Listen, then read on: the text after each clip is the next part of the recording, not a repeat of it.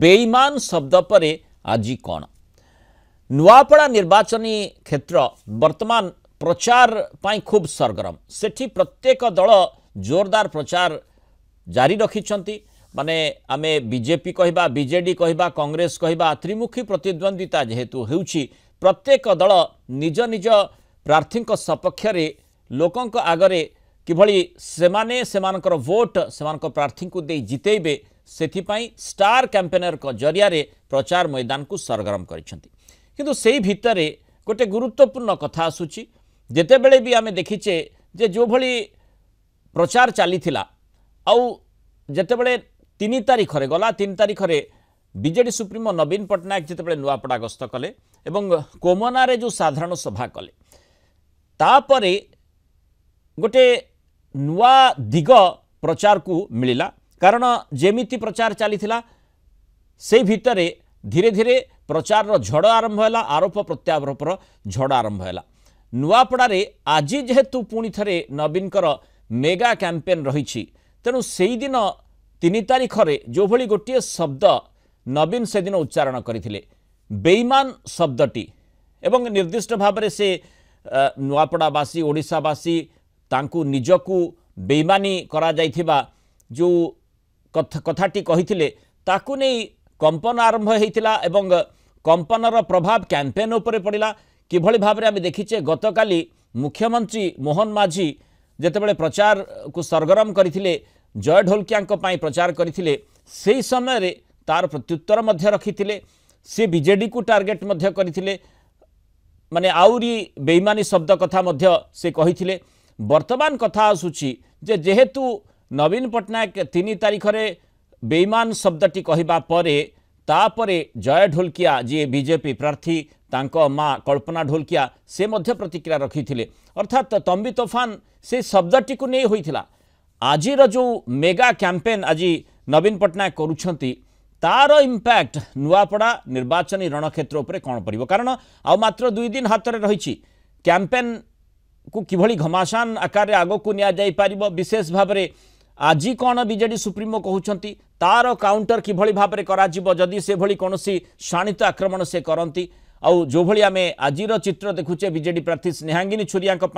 नवीन प्रचार करुछंती खरियार रोड रु road show करुछंती BJD supremo नवीन Patnaik Nuapada NSC पर्यंत नवीन कर लंबा रोड शो रही बाटर जनसाधारण को मध्य अटकी उद्बोधन देउछंती नवीन 6टी स्थान में जनसाधारण को उद्बोधन होबार कार्यक्रम रही किछि समय नुआपड़ार पारकोड ठारे गोटे विशाल साधारण सभा को बीजेडी सुप्रीमो संबोधित करिवे द्वितीय थर पाई नुआपड़ा प्रचार मैदान को नवीन ओल्लैचंती एवं जो पारकोड रे बेईमान शब्द जहाँ कोमना रे से साधारण सभा कही वर्तमान की शब्द की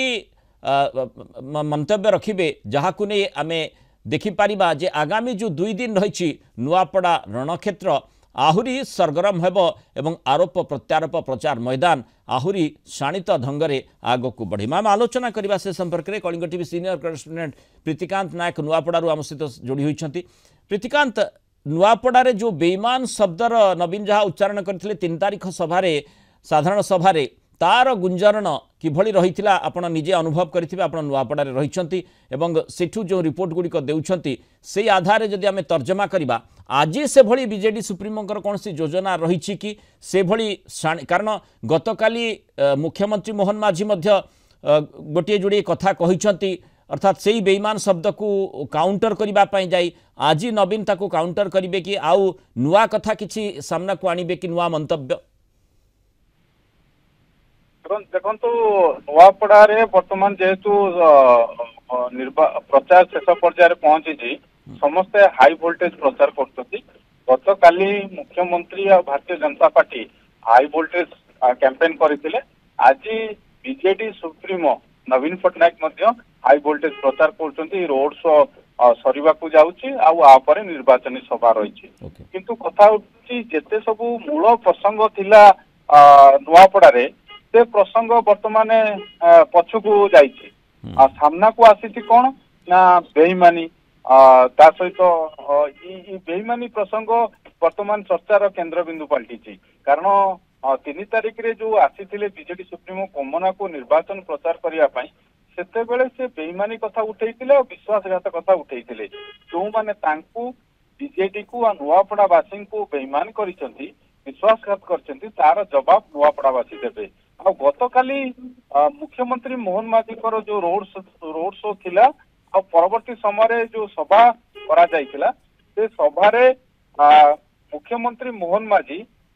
ବିରୋଧୀ ଦଳ ନେତା ବା ବିଜେଡି ସଭାପତି ଯୋଉ ରଖିଛନ୍ତି ବେଇମାନି କଥା କହିଛନ୍ତି, ତାର କାଉଣ୍ଟର କରିଥିଲେ। ସେ କହିଥିଲେ କି ଯଦି ପ୍ରାର୍ଥୀ ଯୋଉମାନେ ନବୀନ ପଟ୍ଟନାୟକ କହିଥିଲେ କି ଭୋଟ ଚୋରି କଲେ, ପ୍ରାର୍ଥୀ ନେଇଗଲେ, ଚୋରି କଲେ, ଏଇ ଯୋଉ କଥା କହିଥିଲେ, ତାର ଜବାବରେ ମୁଖ୍ୟମନ୍ତ୍ରୀ କହିଥିଲେ କି ଯେ ପୂର୍ବରୁ ବିଜୁ ଜନତା ଦଳ ଅନେକ ପ୍ରାର୍ଥୀ ଏମିତି ନେଇକି ନିର୍ବାଚନ ଜିତିଛି, ତ ସେଇଟା କଣ ବେଇମାନ କି, ଏ ପ୍ରଶ୍ନ ପଚାରିଥିଲେ। ମାନେ ଦୁଇ ତିନୋଟି ଦୃଷ୍ଟାନ୍ତ ମଧ୍ୟ ଦେଇଥିଲେ, କାକଟପୁର, ନର୍ଲା, ଏସବୁ କଥା ଗୁଡିକ ମଧ୍ୟ କହିଥିଲେ। ଆଜ୍ଞା, ତେଣୁ ଏବେ ସ୍ୱାଭାବିକ ଭାବରେ ପ୍ରଶ୍ନ ଉଠୁଛି, ଯେହେତୁ ଆଜି ବିଜେଡି ସଭାପତି ନବୀନ ପଟ୍ଟନାୟକ ନିଜେ ନିର୍ବାଚନ ପ୍ରଚାରକୁ ଆସିଛନ୍ତି ନୂଆପଡା, ରୋଡ ଶୋ କଲେ, ତା ସହିତ ଏବେ ନିର୍ବାଚନୀ ଯୋଉ ସଭା ହବ ସେଥିରେ ଅଭିଭାଷଣ ରଖିବେ, ତେଣୁ ଏ ପ୍ରସଙ୍ଗକୁ ଉଠେଇବେ କି? ଆଉ ଯଦି ପ୍ରସଙ୍ଗ ଉଠେଇବେ ତାହେଲେ କଣ ତାଙ୍କର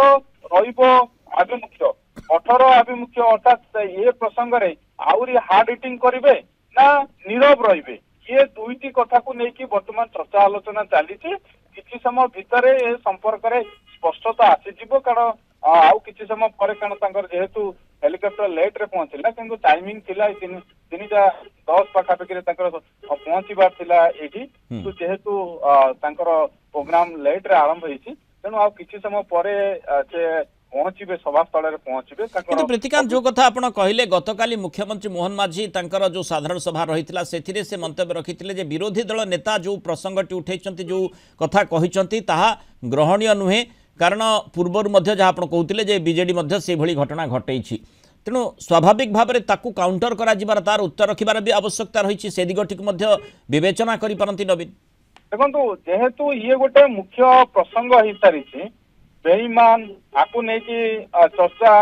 ଚା ଖଟିଠୁ ଆରମ୍ଭ କରିଛି ନୂଆପଡା ରାଜନୀତିରେ ଜୋର ଧରିଛି, ଆଉ ବିଜେଡି ବିଜେପି ମଧ୍ୟ ମୁହାଁମୁହିଁ ହେଇଛନ୍ତି ଏ ପ୍ରସଙ୍ଗରେ। 3 ତାରିଖ ଠାରୁ ଆପଣ ଦେଖନ୍ତୁ, ପ୍ରତ୍ୟେକ ଦିନ ଏ ପ୍ରସଙ୍ଗରେ ବିଜେଡି କେତେବେଳେ ଆରୋପ ଲଗାଉଛି, ତାର ଜବାବ ଭାରତୀୟ ଜନତା ପାର୍ଟି ରଖୁଛି, ଭାରତୀୟ ଜନତା ପାର୍ଟି କେତେବେଳେ ଆରୋପ ଲଗାଉଛି, ତାର ଜବାବ ବିଜୁ ଜନତା ଦଳ ରଖୁଛି। ତେଣୁ ଆରି ଭିତରେ ଯେହେତୁ ପୁଣି ସେ ଇସ୍ୟୁଟା ଆଗକୁ ବଢିଛି, କାଲି ମୁଖ୍ୟମନ୍ତ୍ରୀ ପୁଣି ସେଥିରେ ଆହୁରି ଦେଇଛନ୍ତି, ଟ୍ୱିଷ୍ଟ ଦେଇଛନ୍ତି। ତେଣୁ ଏବେ ଯେତେବେଳେ ବିଜେଡି ସୁପ୍ରିମୋ ଅଛନ୍ତି ନିର୍ବାଚନୀ ପ୍ରଚାରରେ, ତେଣୁ ସ୍ୱାଭାବିକ ଭାବରେ ଆଶା କରାଯାଇପାରେ ସେ ପ୍ରସଙ୍ଗରେ ସେ କିଛି ହୁଏତ କହିପାରନ୍ତି। ତେଣୁ କଣ କହୁଛନ୍ତି ନବୀନ, କଣ କହିବେ? ଆଉ ଗତ ଥର 15 ମାସର ଯୋଉ ସରକାରର ରହିଛି, ଯୋଉ ତାଙ୍କର ଯୋଉ ଉପଲବ୍ଧି ରହିଛି, ତାକୁ ନେଇକି ମଧ୍ୟ ବିଜେଡି ସଭାପତି ନବୀନ ପଟ୍ଟନାୟକ ପ୍ରଶ୍ନ କରିଥିଲେ ଯେ ଆଗରୁ କଣ ସବୁ ଯୋଜନା କିଭଳି ହେଇଥିଲା, ବର୍ତ୍ତମାନ କଣ ସବୁ କରାଯାଉଛି, ସେଗୁଡିକ ଲୋକଙ୍କୁ ସିଧା ସିଧା ପଚାରିଥିଲେ। ଆଉ ଏ ଯୋଉ ସରକାର ରହିଛି, ଏ ସରକାର ବିରୋଧରେ ଲୋକଙ୍କର ଅସନ୍ତୋଷ ରହିଛି, ଏଇ କଥା ବିଜେଡି ସଭାପତି ସେଦିନ କହିଥିଲେ। ଆଜି କଣ କହୁଛନ୍ତି, ଆଜି ନୂଆ କଥା କଣ ରଖୁଛନ୍ତି? କାରଣ ଗୋଟେ ପଟେ କିଏ ଜିତିବ କିଏ ହାରିବ ସେଇଟା ତ 14 ତାରିଖରେ ଜଣା ପଡିବ, କିନ୍ତୁ ତା ପୂର୍ବରୁ ଯଦି ମାହୋଲ ଦେଖିବେ, କାରଣ ଏଠି ଭୋଟର ଅପେକ୍ଷା ସବୁ ଦଳ ସେମାନଙ୍କର ଯୋଉ ଲଢେଇଟା ପୁରାପୁରି ଜୋରଦାର ହେଇଛି। ପ୍ରସଙ୍ଗ ଯୋଉ ମୂଳ ପ୍ରସଙ୍ଗ ରହିଛି, ସେ ମୂଳ ପ୍ରସଙ୍ଗରୁ ସବୁ ଓହରିକି ବର୍ତ୍ତମାନ ଏଇ ବେଇମାନ ବିଶ୍ୱାସଘାତକତା ଆରି ଉପରେ ସମସ୍ତେ ଫୋକସ କରୁଛନ୍ତି। ତେଣୁ ଅପେକ୍ଷା ରହିଛି ବିଜେଡି ସୁପ୍ରିମୋ ନବୀନ ପଟ୍ଟନାୟକଙ୍କର ଆଜିର ସାଧାରଣ ସଭାର ମନ୍ତବ୍ୟ ଉପରେ, କ'ଣ ନୂଆ କଥା, ନୂଆ ପ୍ରସଙ୍ଗ କ'ଣ ସାମ୍ନାକୁ ଆଣୁଛନ୍ତି ନବୀନ। ଏବଂ ଗତକାଲି ମୁଖ୍ୟମନ୍ତ୍ରୀ ମୋହନ ମାଝୀ ଯେଉଁ ମନ୍ତବ୍ୟ ରଖିଥିଲେ ବିରୋଧୀ ଦଳ ନେତାଙ୍କର ଯେଉଁ ମନ୍ତବ୍ୟ ବାବଦରେ, ତେଣୁ ତାର କାଉଣ୍ଟର ଆଜି ନବୀନ କରୁଛନ୍ତି କି, ନିଶ୍ଚୟ ତା ଉପରେ ସମସ୍ତଙ୍କର ନଜର ରହିଛି। ବହୁତ ଧନ୍ୟବାଦ ପ୍ରୀତିକାନ୍ତ ନାୟକ ଆଲୋଚନାରେ ଆମ ସହିତ ରହିଥିବାରୁ।